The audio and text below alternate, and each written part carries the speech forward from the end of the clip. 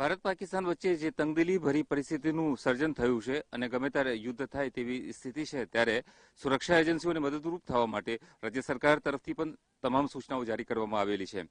બનાસકાંઠાના જે સરહદી જિલ્લાઓ છે ત્યાં તમામ પ્રકારની સુરક્ષા એજન્સીઓ, જે બીએસએફ હોય કે અન્ય સુરક્ષા એજન્સી હોય, તેઓને કોઈ પણ પ્રકારની અગવડ ન પડે અને આવશ્યક ચીજ વસ્તુઓ તેઓને પહોંચી જાય તે પ્રકારની સૂચનાઓ જિલ્લા કલેક્ટર દ્વારા પણ જારી કરવામાં આવેલી છે. તેને પગલે યુજીવીસીએલની ટીમ એટલે કે વીજ પુરવઠો પૂરી પાડતી એજન્સીની ટીમો પણ સક્રિય થઈ ગઈ છે.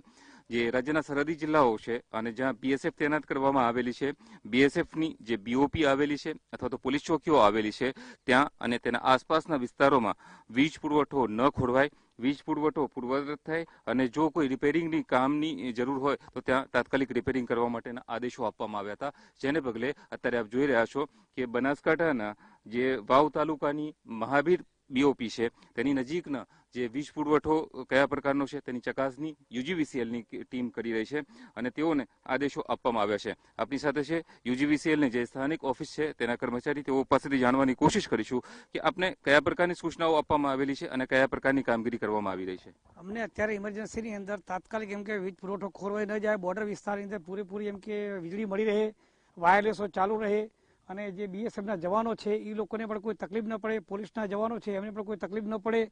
અને જ્યાં જે કોઈ સમારકામની જરૂર પડે ઇમરજન્સીમાં તાત્કાલિક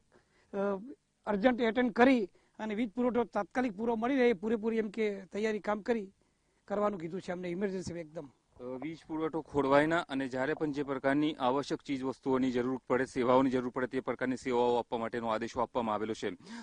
યુદ્ધ જેવી સ્થિતિ સર્જાય તે વખતે સંચાર વ્યવસ્થા મહત્વની હોય છે, એટલે કે સંચારના જે સાધનો છે તેઓ ખોરવાઈ નહીં જાય તેની પણ સાવચેતી રાખવા માટેના આદેશો આપવામાં આવેલા છે. આ જ રીતે રાજ્ય સરકાર દ્વારા જે સંબંધિત વિભાગો છે તે તમામ વિભાગોને અલગ અલગ સૂચનાઓ જારી કરવામાં આવી હતી અને તેને પગલે બનાસકાંઠા જિલ્લા કલેક્ટર દ્વારા ગઈકાલે એક તાકીદની બેઠક યોજવામાં આવી હતી. બીએસએફના અધિકારીઓ સાથે એક સમીક્ષા બેઠક યોજવામાં આવી હતી અને તેમાં જે મુદ્દાઓ ચર્ચવામાં આવ્યા ત્યારબાદ જે સંબંધિત વિભાગો છે તેઓને વિવિધ સૂચનાઓ જારી કરવામાં આવી હતી. જેમાં આરોગ્ય વિભાગના અધિકારીઓ હોય કે માર્ગ અને મકાન વિભાગના અધિકારીઓ હોય, તેઓને પણ વિવિધ પ્રકારની સૂચનાઓ આપવામાં આવેલી હતી અને આ સૂચનાઓને પગલે તમામ સંબંધિત વિભાગો કાર્યરત થઈ ગયા છે અને કહી શકાય કે જે સુરક્ષા એજન્સીઓની સાથે આ તમામ વિભાગો હાથથી હાથ મિલાવીને હવે